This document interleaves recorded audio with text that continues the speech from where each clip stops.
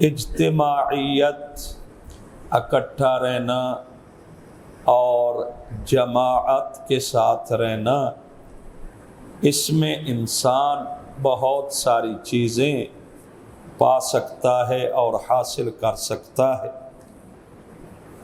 اللہ نے فرمایا میری رسی کے ساتھ متمسک ہو کر رہو، یعنی میرے دین کے ساتھ۔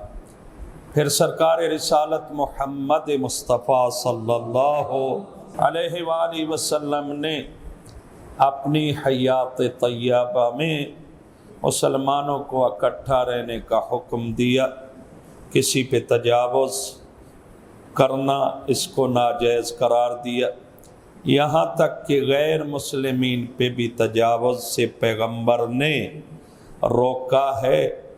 اور تاریخیں بتاتی ہیں کہ اگر کسی مسلمان نے اس دور میں بلا وجہ کسی غیر مسلم پہ تجاوز کیا ہے تو پیغمبر نے اس کو بلا کر ڈانٹا ہے۔